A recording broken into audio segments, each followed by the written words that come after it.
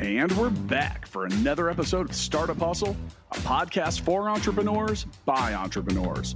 If you want to start, own, or build a business, then you're in the right place. We bring you the real truth about what it's like to take something from concept to launch. From growth, innovation, experience, failing, or winning big, we've got you covered. So let's get down to business with another episode of Startup Hustle, brought to you by Fullscale.io.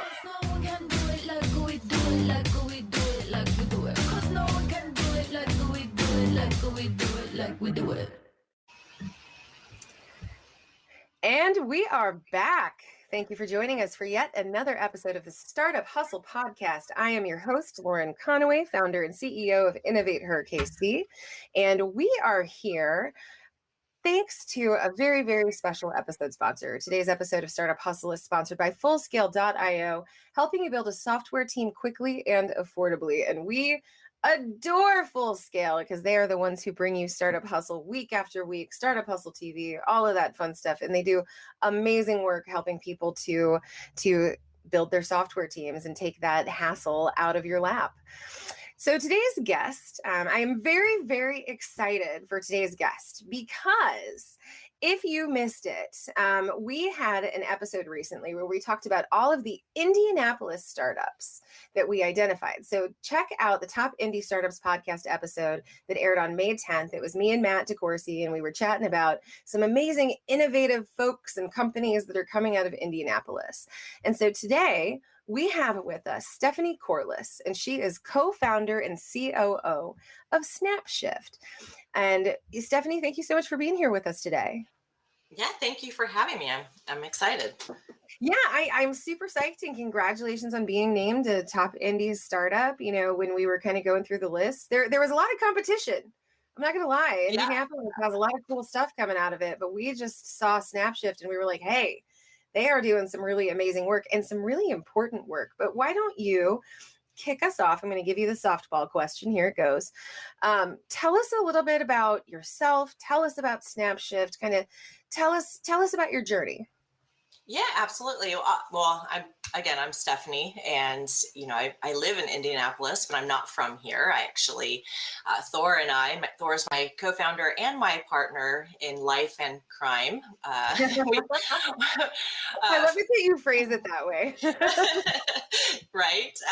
We met actually in Florida, and he was originally from here, and I'm actually from the Bay Area, so Silicon Valley, and he came up with this crazy idea, and I was full on ready for the journey. So while we were considering places to move to, Indianapolis was such a great fit for SnapShift because what we do is we staff for food and beverage and hospitality, basically gig economy based. And Indianapolis has a year-round, again, pre-pandemic, but a year-round kind of customer base with all the conventions and all the sports that are right downtown.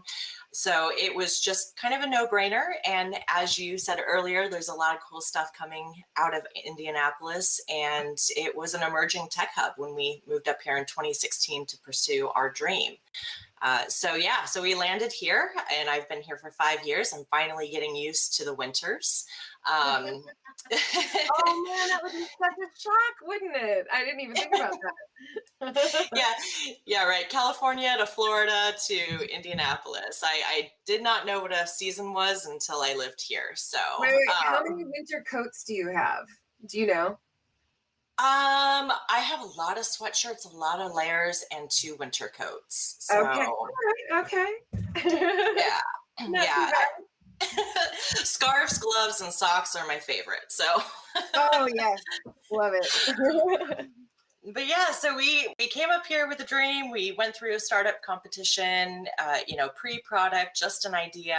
We actually won it. It was the Indie Startup Challenge, and got a little tiny bit of seed money to start planning how we were going to launch SnapShift. And we did so in 2017 as a very light beta at the very end. And then in 2018, we started our full kind of beta within Indianapolis. And since then, we have grown to multiple cities. from Colorado to Nashville is probably our furthest east, but and a little bit of Philadelphia as well. But yeah, so we grew, we launched, and then of course COVID hit, and we had to turn a little bit on the dime and figure out some additional revenue streams. So we were assisting caterers that were providing meals and whatnot to, the hospital staff and all the medical fields, or that were providing food to places like Amazon and FedEx for all the employees that were hustling during the pandemic, getting us everything we needed. And we also started working with FDA facilities for food manufacturing and food production. It was a really easy fit to put people who were familiar with handling food into those type of roles. So we kind of trucked on, and then, last summer, once the weather got better and everybody could sit outside and restaurants started reopening, we kind of hit the ground running. And this year, 2021, has been absolutely phenomenal. Oh, I'm sure. One of the things that we talked about before we started, before we hit the record button, was the fact that, you're kind of at the precipice of a very urgent need right now. There are a lot of hospitality entities and restaurants, and, they're having a hard time finding staffing.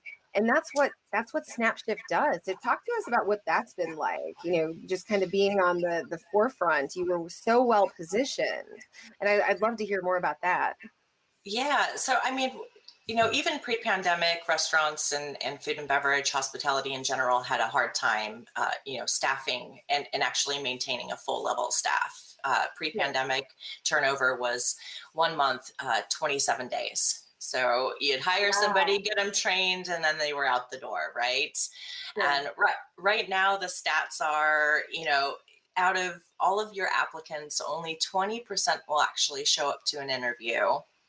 And of those you hire, and of those you hire, only 50% will even show up day one. And only 50% of those people who show up will actually last more than a week. So turnover is now just mind-blowing. And what SnapShift really accomplishes is we fill in your gaps, right? You're always going to find the people who want to work in the industry. They make great money and they want to find their loyal place of employment. They don't want to work multiple jobs, or even if they do work multiple jobs, they want kind of their home base, right? Sure. And so on two sides, SnapShift gives the opportunity for those people who might not get full-time hours, or might need to, work an extra day here and there to pay for their kids' soccer, or, maybe their power bill was super high this month. It allows them to go make quick cash and get paid instantly. We actually work to pay you out within 2 hours of your clock out. So super fast and convenient. And then on the business side, you can have your core team. And then if you get super slammed on a Friday night, or you have a wedding this weekend, and you don't have a full staff to work it, you can, post shifts with SnapShift and get those filled.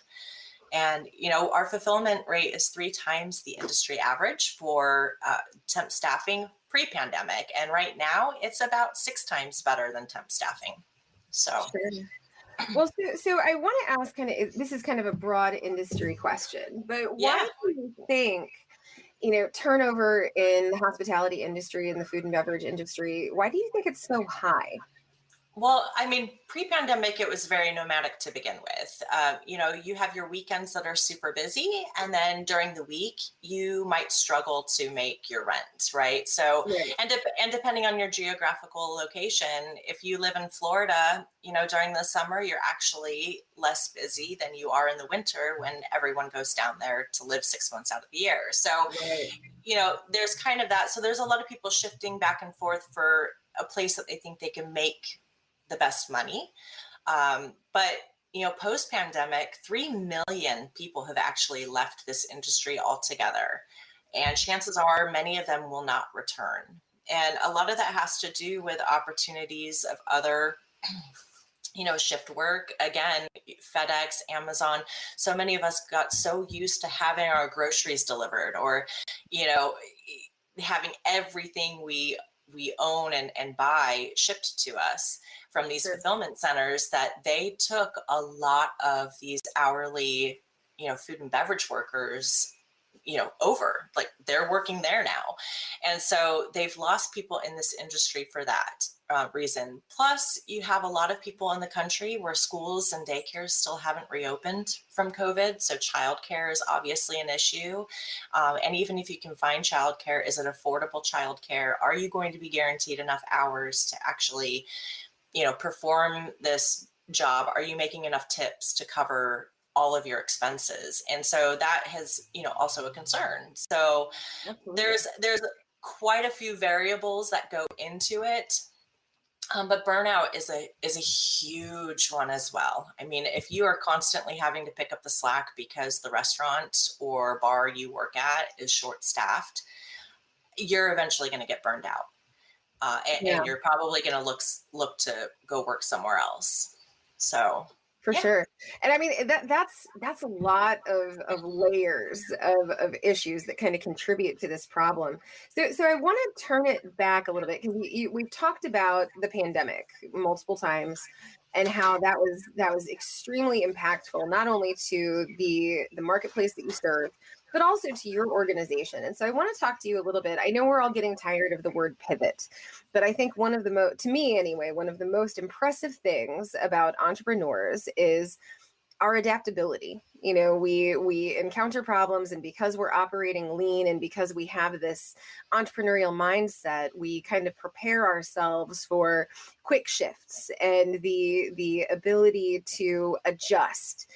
And so what I want to talk to us about the pivot that you had to make. Like, at what point did you have your oh shit moment where, you realized that you were going to have to find new ways, new revenue channels, new ways to serve your market? Yeah, I mean, well, we were really lucky. Even before COVID hit, we worked with one FDA facility. So we knew that we already had the process and structure in place in order to kind of handle that type of customer. Yeah. And so, was it immediate? No, it was, within a couple of weeks, we had to roll out a couple of things. We actually rolled out our COVID Safe program, which was, basically the checklist. In order to pick up a shift, you had to be able to answer yes or no to, a variety of questions that ensured that you were safe, you weren't sick, that you understood all the safety protocols of a certain location, that you would abide by all of the policies set forth, like wearing a mask and sanitation and whatnot. But then we also did it on the business side. We wanted to make sure our businesses were also keeping the people that we send them safe by, doing the regular sanitation and cleaning and providing masks, if needed and whatnot. So that was one thing we actually went with our development team and actually rolled out that program. So you were unable to post a shift or pick up a shift if you couldn't answer these questions correctly, right? And then, within 30 days, we were already, speaking to these customers that needed fulfillment within their food production and food distribution. I mean, I think we all remember the whole toilet paper hoarding. But people don't realize that even your canned goods, your pastas, like everything that was flying off the shelf was taking much longer to replenish. And it was because, one, people were scared to go to work, so they weren't actually working. There were facilities that were shut down because they had COVID outbreaks within their own facilities. And then three, no one was going out to restaurants. So there was a huge, pressure put on all of these grocery stores and manufacturers to get product.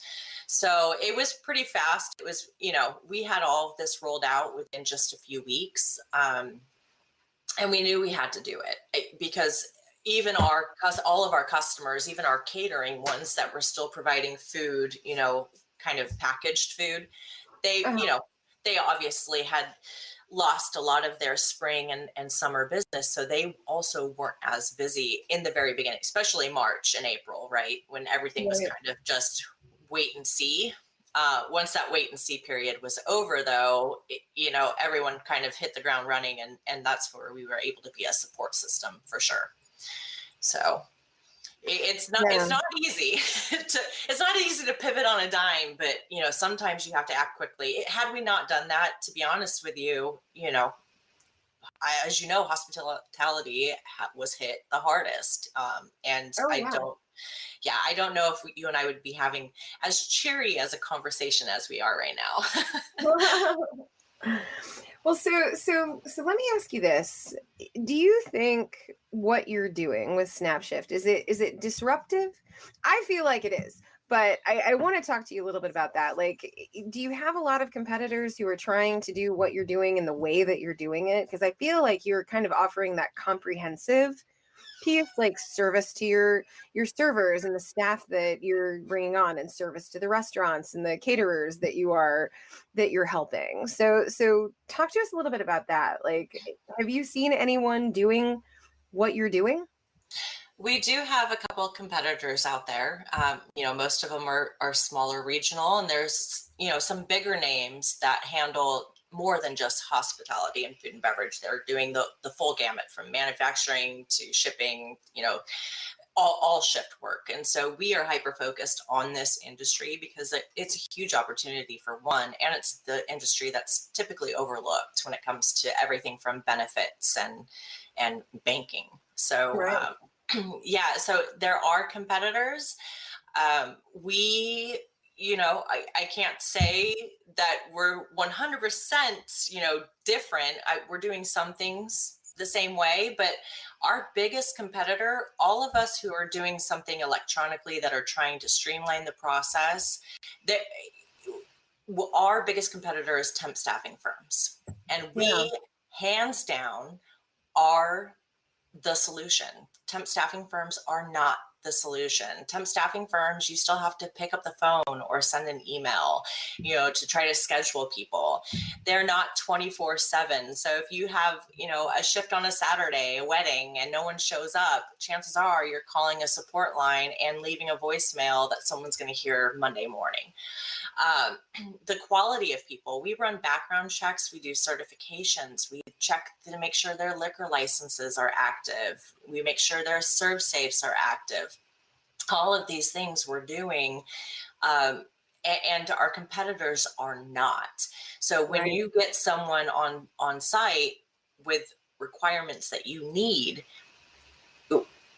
you're getting that person. I mean, we actually have a customer who, the only way they were able to keep their kitchen open for a few weeks, the spring, when everything kind of started opening back up, was because we have serve safe managers on our platform that they were able to kind of bring in. And that's a requirement in the state of Indiana, is at least one manager on site has to have a serve safe. And they literally didn't have anybody else. So they were getting them from SnapShift. So those are huge benefits, but not just that, is our loyalty of the people who work on our platform, because we're paying them instantly, because we've partnered with places like Chime Bank to provide them banking. We partnered with Catch Benefits to provide them access to 401k and healthcare. We have telehealth services. So stuff that a lot of these people in the industry, even if they're working full time for an employer, don't receive. They get access to that just by being on our platform. Yeah. So that's kind of what sets us apart, and why we've been so successful, is because we are looking out for both sides, not just one side of our marketplace. I gotta tell you, Stephanie, I am so impressed. Like, I cannot imagine the peace of mind that must come from being able to reach out and find someone who's been fully vetted, who is safe, who minimizes liability and risk for your, for your restaurant or for your company. And just having that all in one place, and able, it happens quickly. And I mean, the relief that these business owners must feel must be absolutely huge. And I mean, kudos to you and the team for putting together a system by which that's possible. I mean, way to go. Yeah, thank you. Yeah, well, and you know what else is impressive, and I would be totally remiss if I didn't say this, but hey, Fullscale.io is impressive. Today's episode of Startup Hustle is sponsored by Fullscale.io. They help you build a software team quickly and affordably. And much like SnapShift, they're the kind of organization that can take the muss and fuss out of doing something cool for your company. So love Fullscale. But let's keep talking about SnapShift. I'm so intrigued by this concept, and I love it. And I think right now we're just kind of at a really, really crucial point for the hospitality industry. Like, we're having conversations around wages. We're having conversations around the gig economy and, the future of work. And so I want to ask you about that, actually. Let's talk a little bit about the future of the hospitality industry. What are you seeing, as we come out of this pandemic, and hopefully we're starting to see some economic recovery. We're starting to see people back out and going to restaurants and feeling comfortable doing that. And that's after a year and a half or more of people, it was just crickets anywhere you would go, and everybody was doing, cooking at home or doing carry out. And so it's been super refreshing to see. But what do you see happening in the industry in the future? Like, where do you see us going?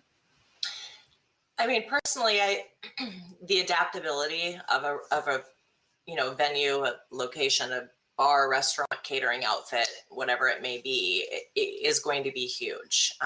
They have got to figure out how to keep the people that they want to have fully employed happy. Yeah. And it does. Hourly rate is a big point of contention in our industry. I mean, I know here in Indiana, it's $2.13 an hour is minimum wage. So you're relying on those tips. You're relying on all those people feeling comfortable to come back out and, dine at the restaurant and actually leave you a tip. So, that has been kind of the stopgap for rehiring. We average on our system, $20.13 an hour is the average rate that you get paid with SnapShift, which is huge. That's huge. It's an increase from where we were pre-pandemic. It was $15 pre-pandemic. And overall in the industry, it's about a 75% increase. So, rate is a point of contention in this industry. If you can't find your core staff, if you're always having, such high turnover that you can't even train your new people before they're gone, I think you're going to see a lot of places kind of consolidate and close down. I think it's unfortunate, but I do think that the places that are willing to be more flexible with their staff, there are a lot of parents that work in this industry. So there has to be flexibility within schedules. You can't require everybody to work every single Friday, Saturday night, right? There has to be you have to give your people some time off. You have to, support where they're not getting burned out. And that's why we are a great kind of, security blanket or tool that all these places can use. Sure. We're not saying that we need to staff your restaurant every single day for every single position, but I bet you we can staff your location every single day for a variety of positions that give your regular people days off. So what I see for this industry is those who are willing to adapt and change and embrace technology in a multitude of ways, whether it be delivery apps or, staffing with SnapShift, those are the ones that will succeed. The ones that kind of want to do the old antiquated way and just rely on word of mouth or posting on Facebook, those are the ones that are going to struggle. And we've already seen them shut their doors. We've seen quite a few that made it through the pandemic and since then cannot handle the level of foot traffic that they're receiving now and have had to close several days a week because they just don't have the people. So it's, where are we going? I think a lot of automation, a lot of technology is going to be used to support it. That's not just pandemic because of the pandemic. It's also because less teenagers are willing to actually work in the restaurant industry.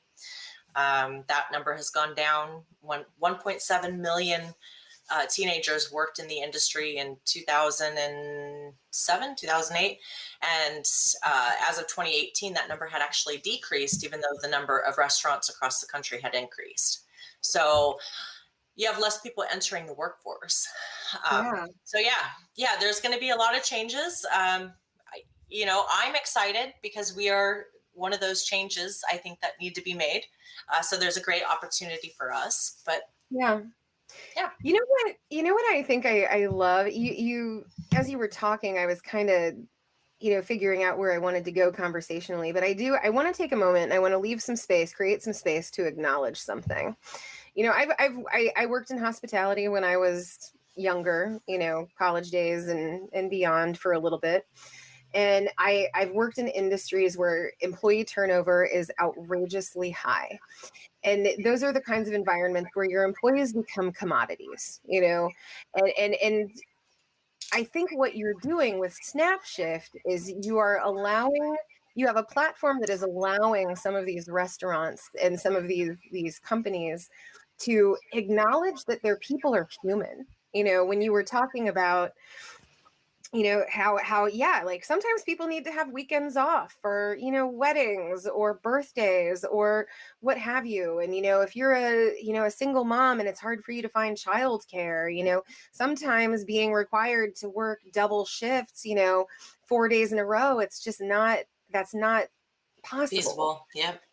And so the fact that you're allowing these companies to fill in the gaps so that they can take their team and say, hey, we know that you're human and that you have a life, and that work-life balance, that's always a tough thing, and we talk about it a lot, but we see you, we acknowledge you, and we're going to use this service to kind of shore up what we're doing. And I wanted to acknowledge that, because I think that there's a very human side to what you're doing. And that's just incredible. Again, like, congratulations to you. You can tell I'm just like so excited about stuff. I'm like, you guys are doing amazing stuff.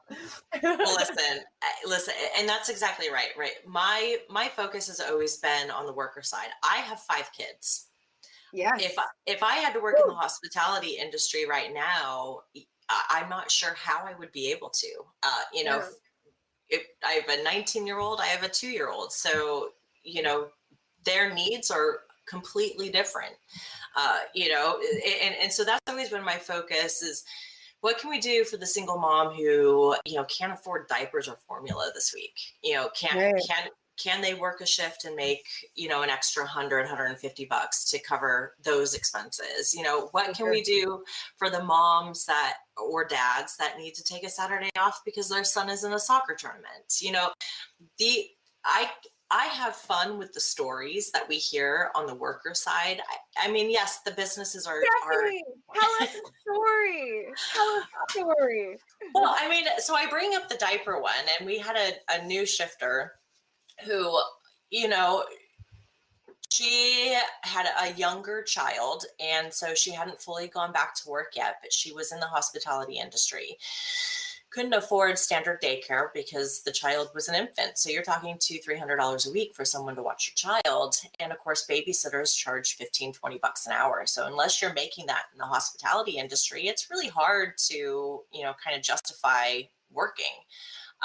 She happened to have a Saturday off where, her husband or significant other was off of work and was able to watch the child. So she actually picked up a shift with us, her very first shift, and worked it, got paid instantly that night, and literally wrote a long diatribe to our support team that was just so thankful that she was able to actually go buy diapers. It was crazy. But we also had another worker that we saved her house from foreclosure. She hopped on she was already working full time. She was getting caught up, on her regular bills, but she was still behind on her mortgage payments. And so she was literally working her full-time job, and then all of her free time, she was working, with SnapShift and saving that money. And we saved her house from foreclosure. So these are really cool stories that I have fun with, because that's not our only, save my house or save my home, save my apartment story. We even have them posted on the app. We have the Google store, Google Play Store, people thanking us because we saved them from eviction. It's that's what keeps me going. That's kind of what keeps the fire alive for me. You know, every time I think, oh my God, I have 5 kids and I'm working 18 hours today. Like, it's a story like that literally keeps that candle burning for me. So Wait just a minute, because we're gonna circle back on that. You know, I love the fact, and you know, even before we hit record, you told me that you were a mom of 5 kids, and of course, like, I'm a little slack jawed, just like, wow, you know, that's got to be a big old time commitment. So I want to hear about that. You know, as a woman, as a female founder, you know, you are married to your co-founder, or your partner, and like, that's super cool. You've got 5 kids. Talk to us about that piece of your journey, like. Do you find that, like, people are always like, how do you find work-life balance? And I'm like, there's no such thing. But talk to us about that. It's funny. You just made me snort. So you had me laughing. Work-life balance. Yeah. So, you know, I actually came from corporate America, and I was working, my first 2 are from a prior marriage, and I was working like 60 hours a week, you know, in corporate America, never seeing my 2 kids. And I have to be honest with you, being a startup founder, there's still some flexibility. Like, I don't have to go to the office. I can work from home. I can still have my kids with me. So, you know, there is some sacrifice. I mean, obviously I'm working more a lot of the times, but I can also sit with my laptop in front of the TV while my kids are watching a movie, and I'm still there with them. But work-life balance can be hard. I have to say that, you know, my guilty little pleasure every week are my son's soccer games. I mean, it is my time where I am gone away from the computer and with my son. So. What are you like as a mom soccer fan? Are you like yelling at the ref and the kids on the field? Are you like, do you have the orange slices and the, you know, Gatorade after? Like, what is Stephanie? How does Stephanie manifest as a mom soccer fan? Well, my son plays competitive soccer, so it's not recreation. He's travel. So man, so he's like real curious about it. Okay, yeah. Got it. Yeah. So so I'm definitely not the orange slice soccer mom. I can get vocal, but I try to be as respectful as possible, because he is really. That's all that matters. Like, get you know what? Yell your freaking head off, girlfriend. That is something to be proud of. Yeah. So I mean, it's a lot of fun. You know, like I said, it gets me in the car, and because he's on travel, obviously we're traveling to different areas. So it's not just down the street to a soccer field, right? It's all over the Indy Metro, and actually further, as far as like the border of Illinois and Indiana. So it is my guilty pleasure. And the reason why is because I disconnect completely for soccer. I mean, my phone a lot of time gets silenced. You know, my computer obviously isn't with me out on the soccer field. So it's the one time that I can legitimately say every week that I am shut down. And even though it's just with him right now, he's 12. So he's kind of at that critical age. He's my only boy as well. Does he still like you? Does he still like you? Yes, he still likes me. Yeah. And he's my only boy. So man, I just want to hug him, and he is going to either regret that or love that or both when he gets to be a man. Exactly. And you know, girls are tough. Girls are tough. Boys are great. You can imagine he and Thor, they're outnumbered by a lot. Yes, by a lot. But yeah, so work-life balance, it's hard, but you figure out ways, and it can be the simplest of ways. You know, sit at your kitchen table with your laptop and work while your kids color. You know, it's not the act of having to do exactly what they're doing. It's the act of being there. And that is what I've learned. And I couldn't do that when it was corporate America and I was dropping them off at daycare, you know, at 6 a.m. and picking them up extended daycare at 6 p.m. every day. You know, you're not there for them. So that's something everybody asks that same question, how do you do it? And you figure out a way. And honestly, I haven't slept more than 5 or 6 hours a night since my first one was born. So it was kind of perfect, right? Yeah. might as well have startup too. You might be, feeding the kiddos with one hand, but then also like, typing away on your laptop with the other at 2:00 in the morning. That is motherhood in the modern age. Yeah.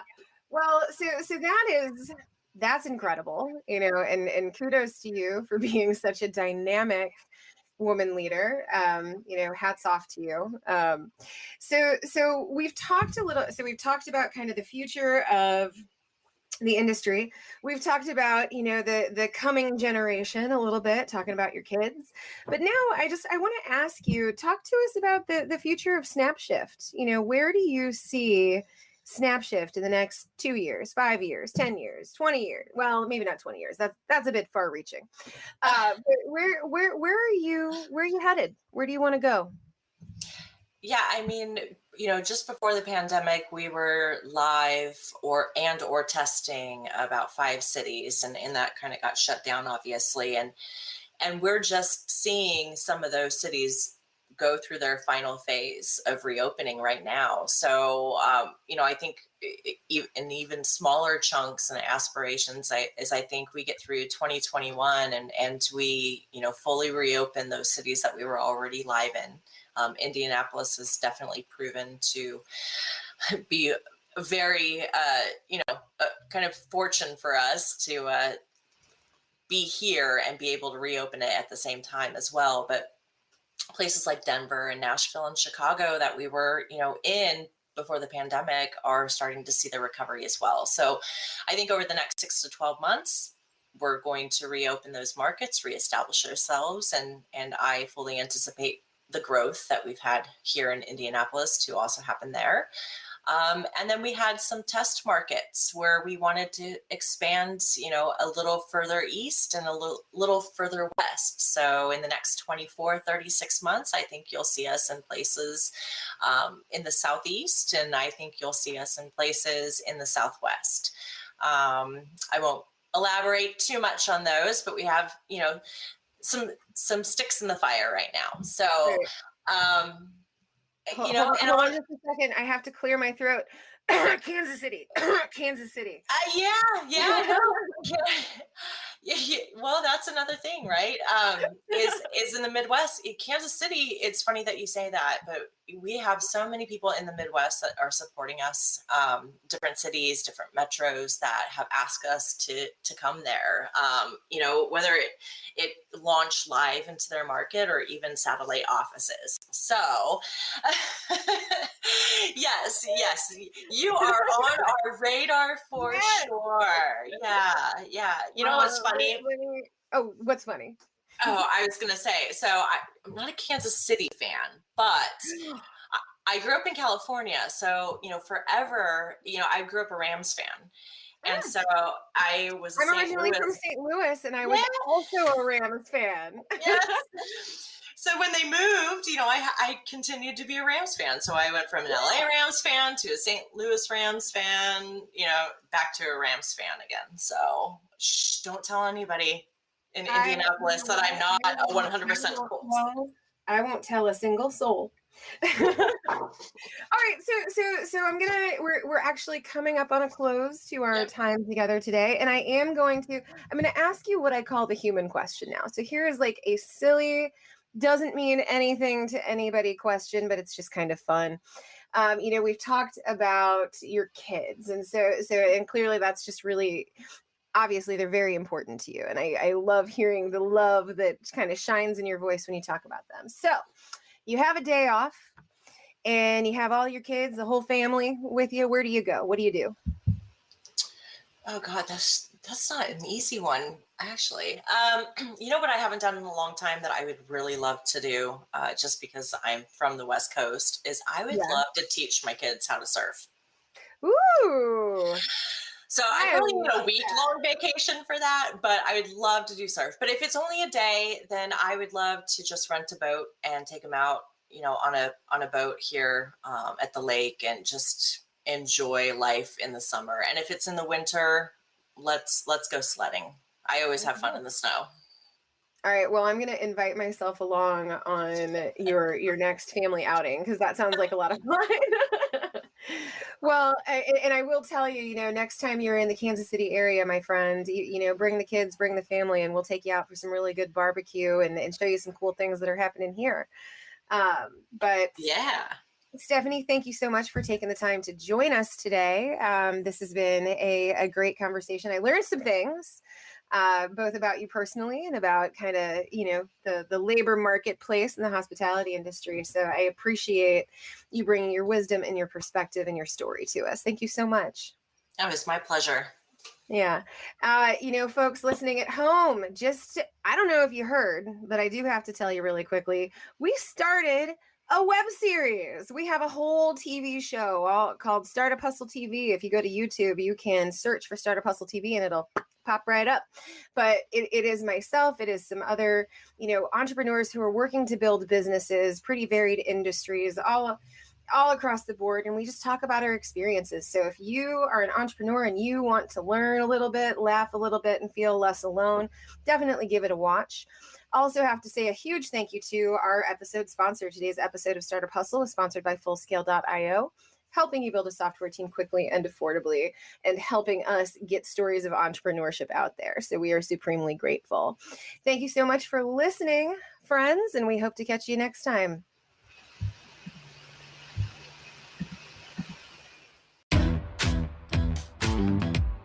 Startup Hustle is brought to you by Fullscale.io, helping you build a software team quickly and affordably.